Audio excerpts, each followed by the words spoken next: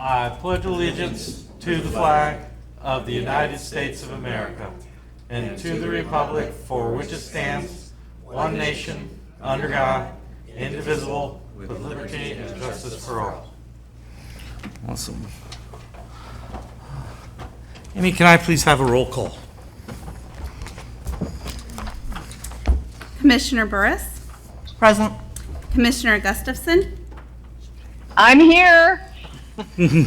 Commissioner Carl, Commissioner Mendonça, Here.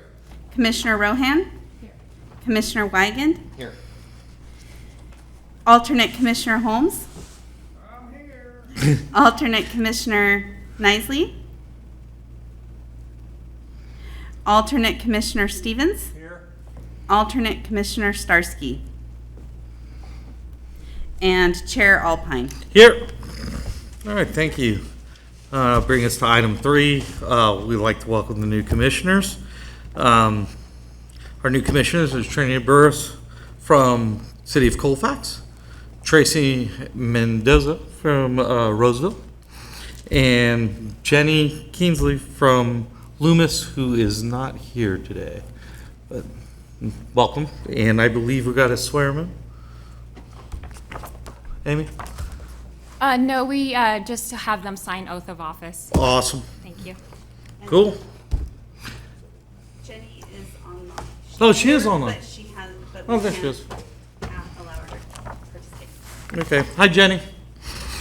Now bring us to item 4. The presentation, the commission will recognize former LAFCO commissioners Sean Lohman, Joe Patterson, and Scott Alvord. And I see we have Sean Lohman and Joe Patterson here today. I'd like to present to you these wonderful plaques for your service.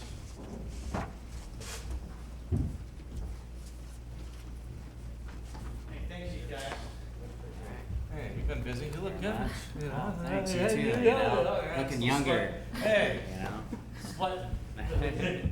Yeah, thank you very much for taking the time to participate in LAFCO. We appreciate it. Great. Thank Thank you. you very much. so much. Thank you. Appreciate it. For the record, I'm wearing pants. Not too often you see me in pants. Well, I see things have changed. Yeah, exactly. Blue jeans, of course. All right. Yeah, the shorts. Hey, Bill Carl just has shown up. And that brings us to item 5, changes in approval of the agenda. Is there any changes where anybody would like to add? Huh. Michelle, is there any changes? No changes from staff. Okay. Any commissioners have any changes? Motion to approve the agenda order. Okay. Can I get a second? Second. All in favor? Aye. Oppose? Abstain? Motion carries unanimously. I'll bring us to item 6, public comments. At this time, there's opportunity for the public to speak to the commission on any subject matter within the commission's jurisdiction, but not appearing on today's agenda. Do we have any members from the public today that would like to speak? First, I'll ask those that are if anybody's in the room here, in the chambers. Seeing none, I'll ask those that are joining us virtually. If anyone would like to make a comment, this is the time to do so. Hearing and seeing none, I'm going to close public comment, and we're going to move to the consent agenda, item 7. Any questions of any of the items from the board on any item listed in the consent agenda? Seeing none, I'm going to ask the public, do the public have any comments on any items listed in the consent agenda on item 7? Seeing and hearing none, I'll bring it to the commission for approval. Motion to approve the consent calendar as presented. Second. All in favor? Aye. Aye. All right. Oppose? Abstain? Motion carries unanimously. That moves us to 8, a public hearing We're going to have a final work plan and public hearing for the final work plan and budget for the fiscal year 2022-2023. This will be a public hearing. Staff will make a presentation, and at that time, we'll open up for public comment. The public gets some time to speak. We'll close public comment and then bring it back to the commission for questions and about the report and then action. But once public comment is closed, it is closed. So we'll need to have a majority of the board open it again. All right, with that, let's move to a presentation from staff. Thank you, Chair. Hello, Commissioners. The final budget, as presented, is identical to the proposed budget that the Commission adopted back in April. The operating budget is the $691,000 that you see. It is, as I mentioned in April, significant increase to the billings to the cities, the special districts, and the county from prior year. The final budget was developed looking at several items in the work plan. What you see before you are the same as what we discussed in April. These are the high priority items, mostly dealing with fire services, the annexations, cities, mapping the cities and the districts, the financial audit, the outreach, and then policy amendments. Or I should say policy overhaul. And then these are additional items. A lot of these we are currently working on. It is a continuation of the last 6 months, as I mentioned in April. The district election, which is underway, and we'll give you an update on that in a little bit. The website improvements, which is underway.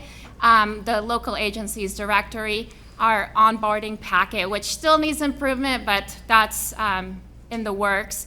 And then our administrative files, getting involved with LAFCO and our other local partners. And then also the fees update, which was before you earlier.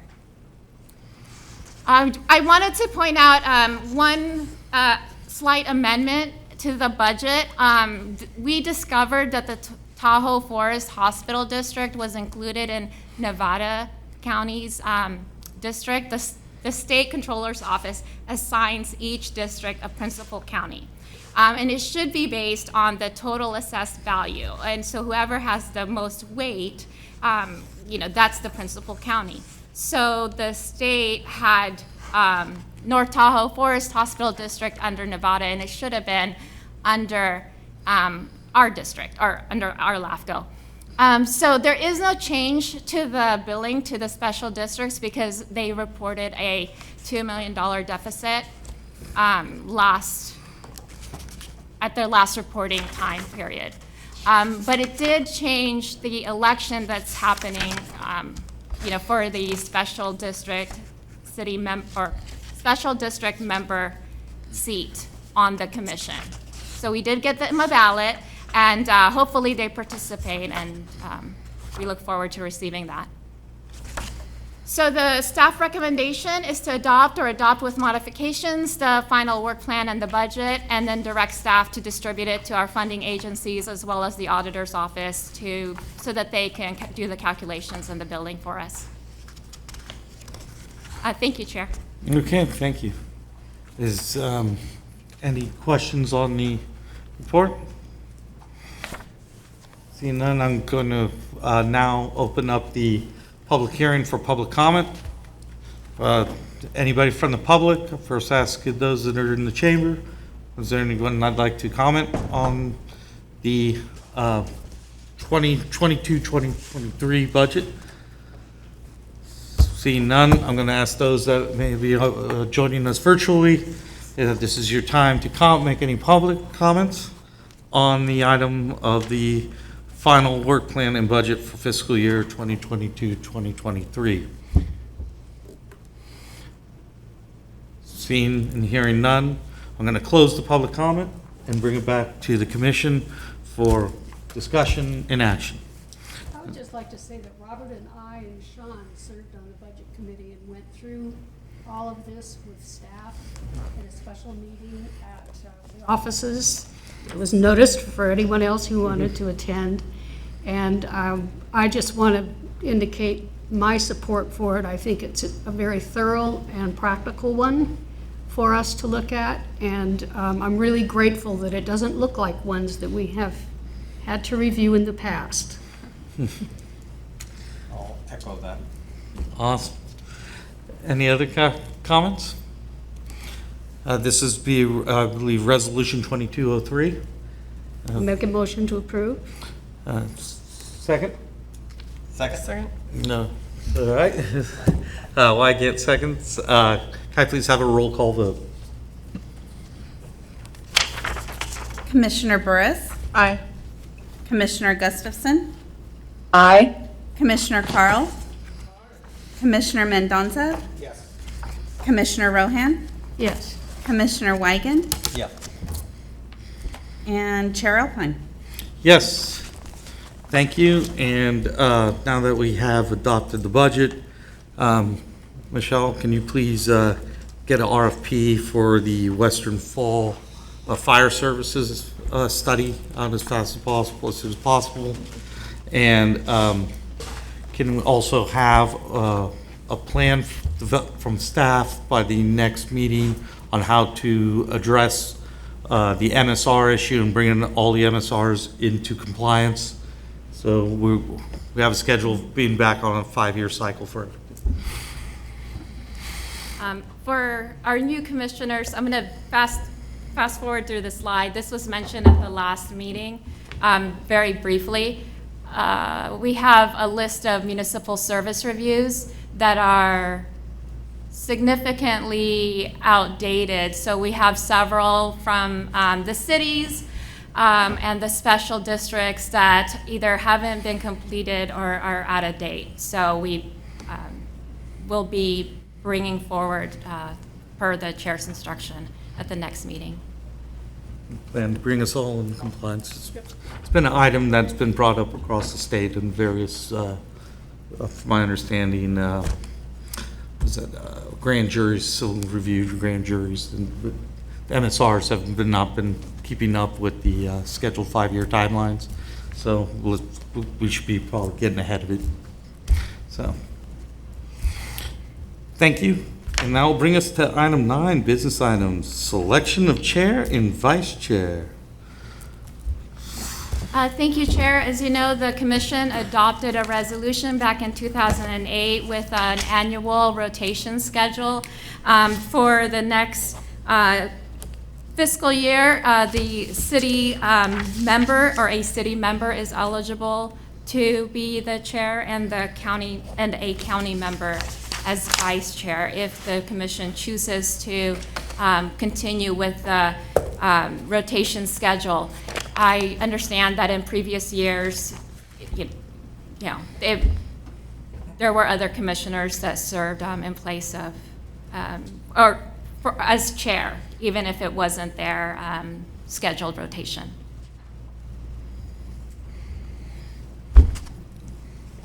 All right, so I guess back to the board here. It's supposed to, I think it's a city's rotation at this time. Yes, so the two eligible cities, oh, I'm sorry, Chair, it's just Commissioner Mendoza and Commissioner Boros. Well, I'll raise my hand. Oh, I guess it's for both.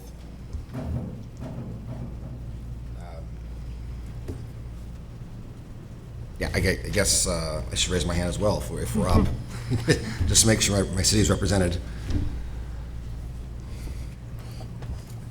Maybe the two of you could talk a little bit about your backgrounds and why Yeah. you're interested in it? Absolutely. I had a very thorough meeting with Michelle this last week that went for about 2 hours, where we went through the LAFCO agenda items pretty thoroughly.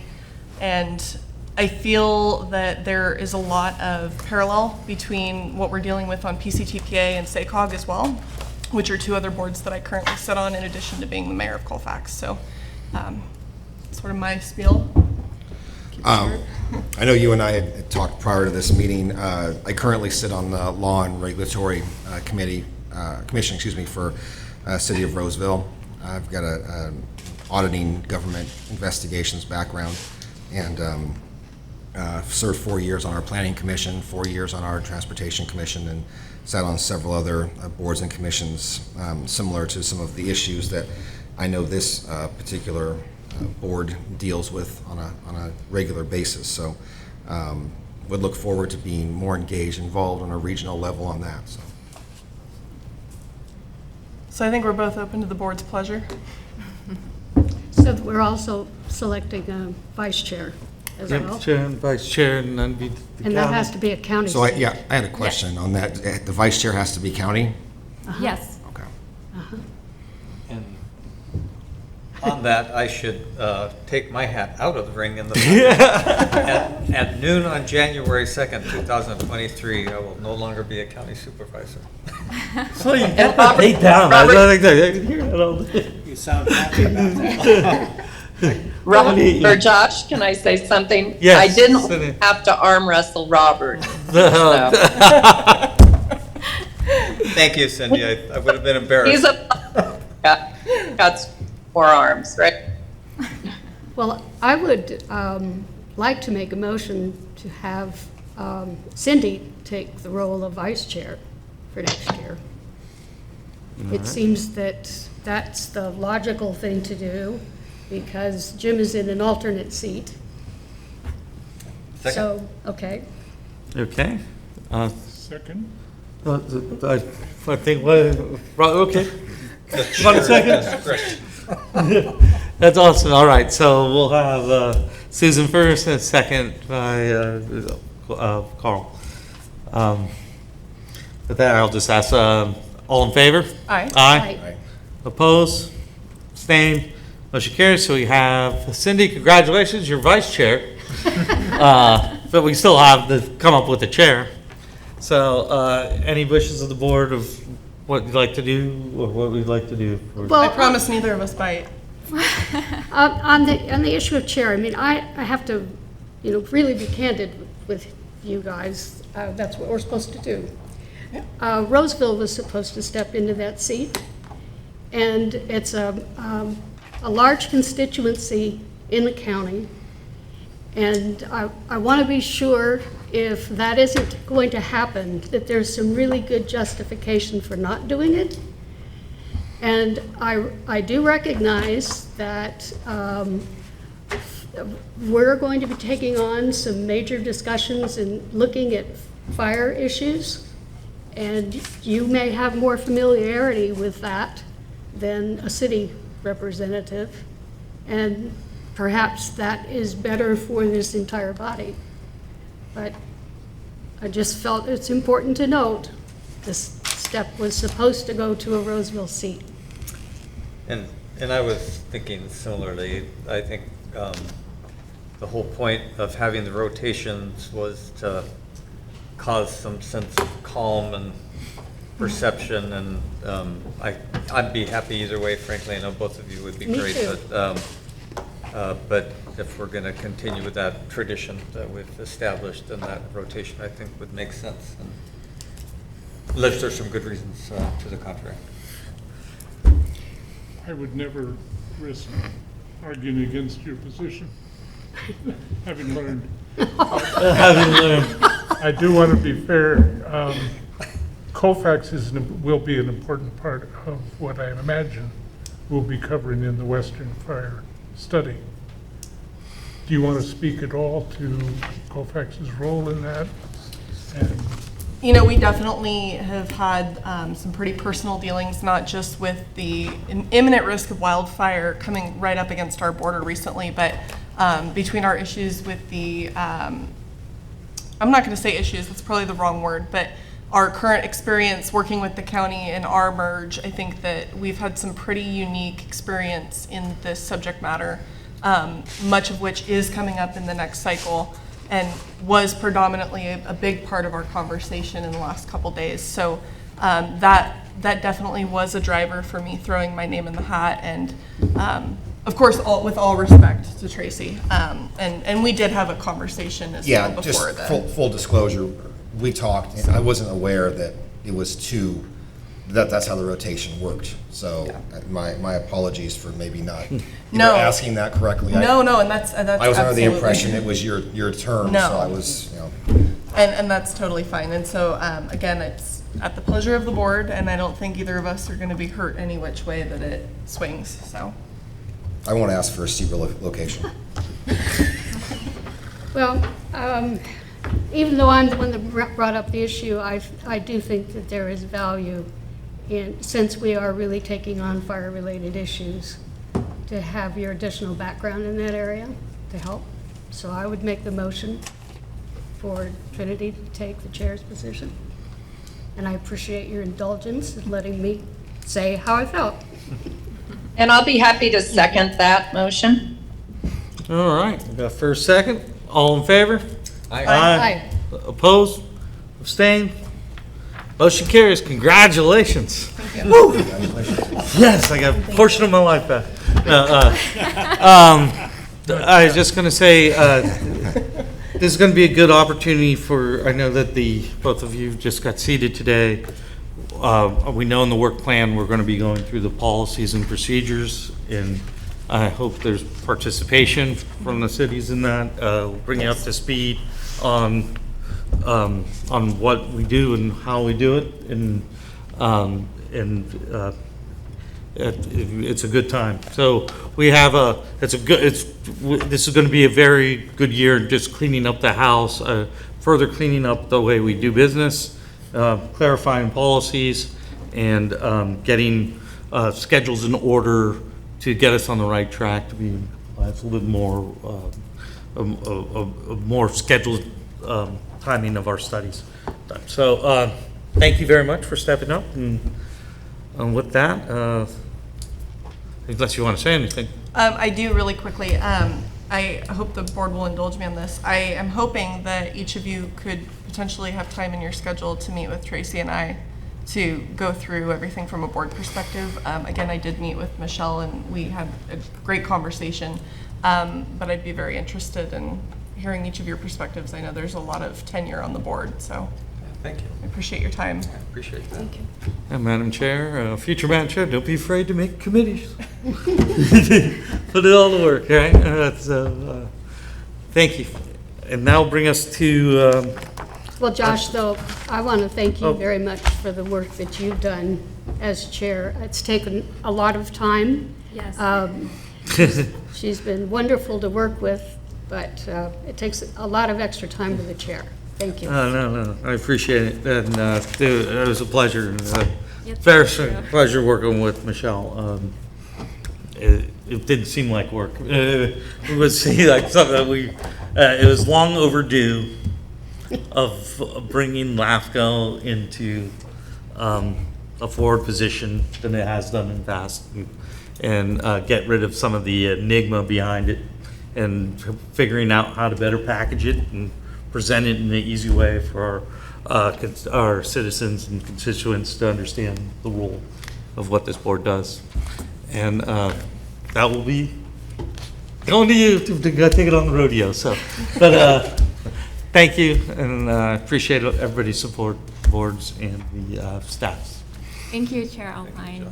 I really enjoyed the last, it's been 7 months, I believe, since I started working here, and I've just been very grateful for all of the knowledge that you've imparted and all of the wisdom. Everything I did wrong, it's the opposite outcome. We should have done it that way. But No, seriously, thank you for taking all the time, and I just really appreciate all your patience. So I'm going to get into the next item. Speaking of fire, I just wanted to, we have several projects that are in the works and are at various stages. As I mentioned, the work plan is really a continuation of the last 6 months. So I just wanted to give you an update on all these various projects. And, you know, they're in no particular order. I just happen to choose fire first. The first one is the North Tahoe and Meeks Bay reorganization. Now, the two boards did adopt a resolution where the Meeks Bay Fire Protection District will be annexed to the North Tahoe Fire Protection District, and they will be, the Meeks Bay will be dissolved. That's the application. The El Dorado LAFCO, who is the principal LAFCO for Meeks Bay, recently adopted a municipal service review and a zero sphere for Meeks Bay. That is their local policy, and what it signals is that the district will be consolidated or merged, or they're taking some sort of action. And so they went ahead and did that at the end of April. So at this time, the North Tahoe Fire Protection District and Meeks Bay, they're working on an application. So the application packet includes not just the resolution, which they've already adopted, but a plan for service, the environmental documents, maps, exhibits, fees, etc. Part of the plan for services included a financial analysis, which we've gone out and we hired a consultant, our LAFCO did, and we've received a technical draft in the last few days, which is now being reviewed at the staff level, both here with our staff and also the fire district staff level. So we're hoping that we can get a final draft for the commission and also the two boards to take a look at the end of June. So what it does include is the status of the two districts as of today, or at least, the end of the reporting period. And then it looks at what would happen if we consolidated the two districts, because that's what a reorganization is, right? We're taking the two and combining them. And so you'll see some savings, and then you'll also see some additional costs. And so those are the numbers that will come back. I did include some maps. I think this was presented a few months ago, but this is the North Tahoe Fire Protection District boundary and sphere of influence. You'll notice that it's coterminous, which means it's the same. The boundary and the sphere is the same. This is Meeks Bay, which is directly south of North Tahoe. The dark yellow is the boundary, and the sphere of influence is the lighter yellow. You'll notice that the lighter yellow in some, or their sphere, it has to do with the state response areas and federal response areas. So those are in their spheres, but not necessarily in their boundary. So once we do the reorganization, this is what a reorganized district would look like. With the North Tahoe Fire District, because Meeks Bay will be dissolved, and the boundary will be the olive green area, and then the teal green area will be the sphere of influence. In the last few weeks, we did receive a resolution from Placer Hills and Newcastle Fire Protection Districts to initiate a reorganization. Very similar in that the Newcastle Fire Protection District will be annexed to Placer Hills Fire Protection District. So then we'll be dissolving Newcastle. They are working on their application packet as we speak, which includes the application, the plan for service, CEQA, fees, and the various other requirements. And I know that they will be getting that to staff and before the commission as soon as they're able. So let me just show you what that looks like on a map. This is, the yellow is the Placer Hills Fire Protection District, and then the Newcastle Fire Protection District is there in green. One of the other things that we're working on is the cleanup boundary for the South Placer Municipal Utilities District.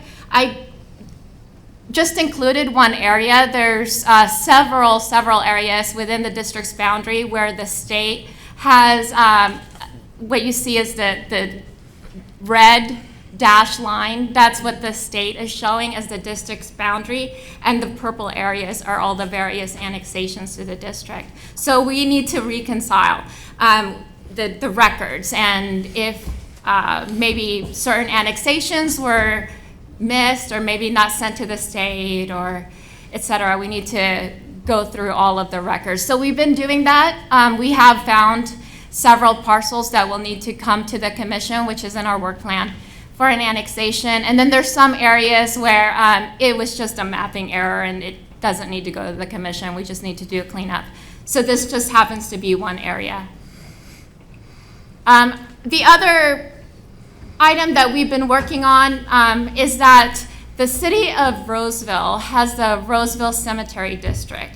If you look at the boundary for the district, it's interesting in that not all the Roseville residents are in the Roseville Cemetery District. So that there are some residents in Roseville that cannot be interred into their cemetery district. They have to be, they have to go to the Newcastle, Rockland, Gold Hill Cemetery District. And then we have the flip side happening where people that live in Rockland, they are not eligible to go to the Newcastle, Rockland, Gold Hill Cemetery District. So what we're doing is that we're working with both boards. Right now, we are pulling up the tax rate areas so we can see what the financial impacts are. And what they're hoping is to figure out some sort of a solution where there are no fiscal impacts to the districts, but that they can correct the boundaries so that it's easier for the residents. Just as early as last Friday, we had a Roseville resident that had a loved one that wanted to use the Roseville Cemetery, and they were not eligible. So it's not a huge problem, but it is, cumbersome for those people that live in those two areas, the square area that you see, and then the kind of circular area. So we'll be bringing that hopefully soon. Like I mentioned, I am working with the districts, and we'll be working on the tax negotiations with county auditors and the assessors and county staff. The same thing is happening with the Auburn Public Cemetery District. We're not the entire, you see the city of Auburn, the city limits. It's not all in the Auburn Public Cemetery District. So I have not had this conversation with the Auburn Cemetery District, but if we're gonna fix 2 districts, we might as well fix 3. So I'll be speaking with that district pretty soon. The other projects that we have going on is with the city of Lincoln. We have a municipal service review that we've started end of last year. We do have a consultant on board. They requested some information from the city because we cannot obtain that information. It's not public information, it's with the city. We did give them a deadline of December 1st. It's June 8th. We have not received any information from the city. So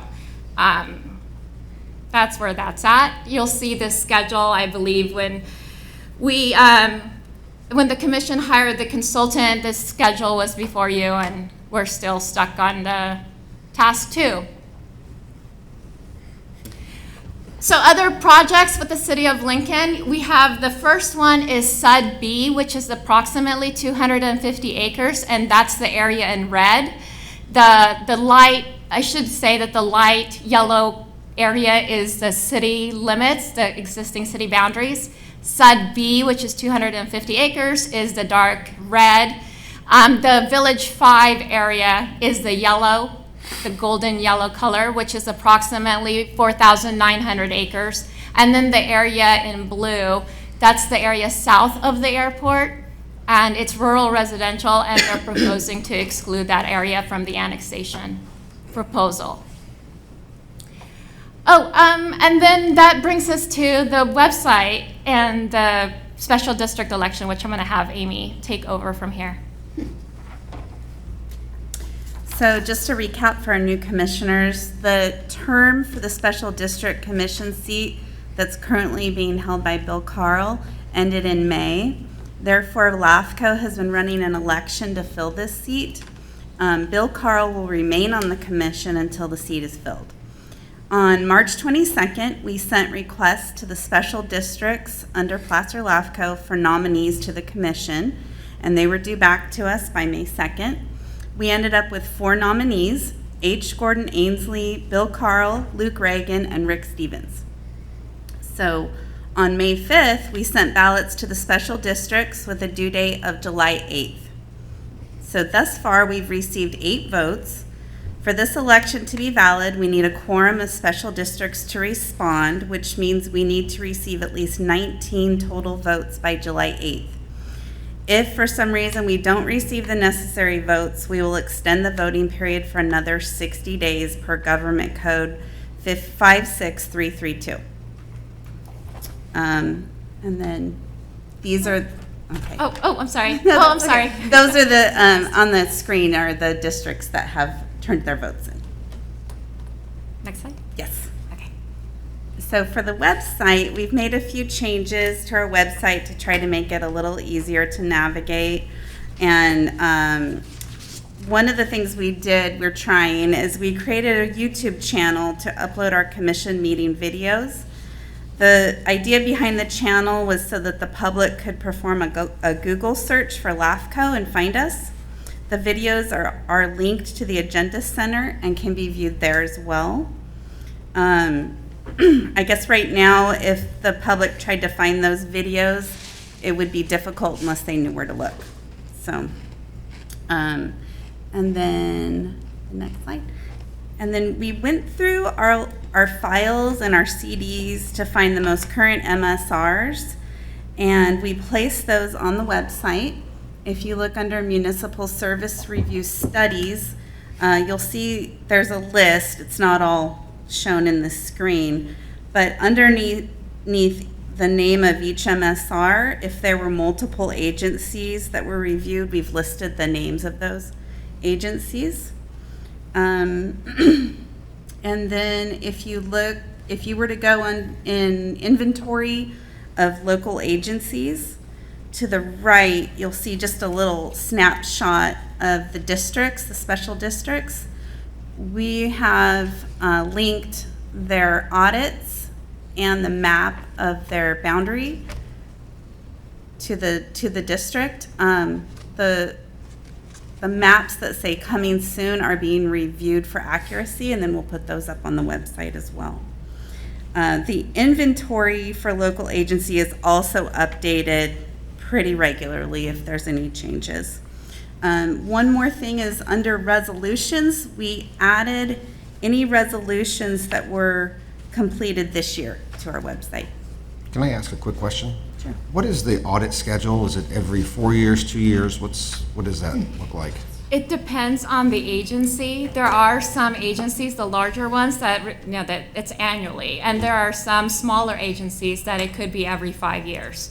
There are some special districts, I don't think here in Placer, where they can request a waiver because their budget is so small that it's just financially difficult for them to pay for an audit. Is that schedule available to the public? So if they looked at that on the site and they clicked to the far right and saw the last date of the audit, would they know the next one's coming whenever? No, it's not on our website. That's actually that the county auditor should have that information, and they're the ones that determine if I'm sorry, it's not the auditor. I know you send the request to the auditor, and then it goes to the Board of Supervisors whether or not an audit can be waived for a district, for example. But the schedule should be with the county. Okay, thank you. Sorry. Any other questions? Great work. Thank you. Thank you, Amy. She's been doing a great job. There's a lot of documents that you don't see here, but all of the application, the fees, the inventories, the JPAs, there's quite a few JPAs, and getting all those together has been quite an undertaking. So thank you. And she's only been here since December. So. I just also wanted to remind everyone that the Cal-LAFCO conference this year is in Southern California. If you could put it on your calendars, that would be wonderful. And then there's also a couple of items under correspondence.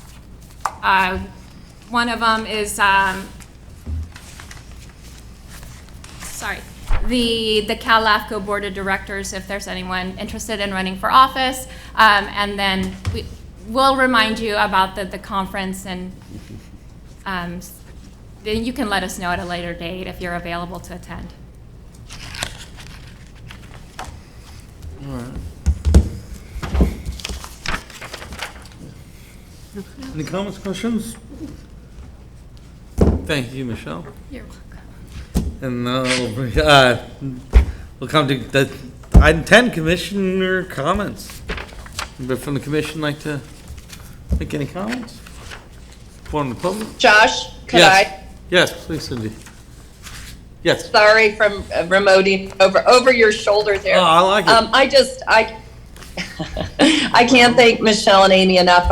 What you've brought to transparency and accountability on the website is just tremendous. Every aspect of our organization has been strengthened with your leadership, Michelle and Amy. Thank you for all of your hard work. It's so important to the public to be able to see these documents and understand what we do. So thank you.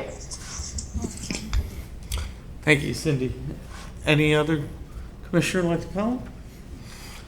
Okay, I'm going to close that and bring us to any correspondences.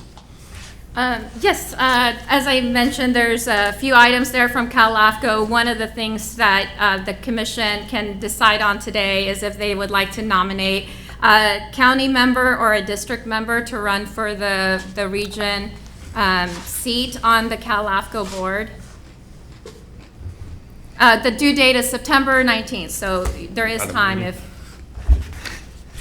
So food for thought, if anybody likes to be on the board, come forward. All right. So that'll bring us to the final thing. If there's no more comments or questions, how about adjournment? Let's get the summer started. All right. At this time, this meeting stands adjourned.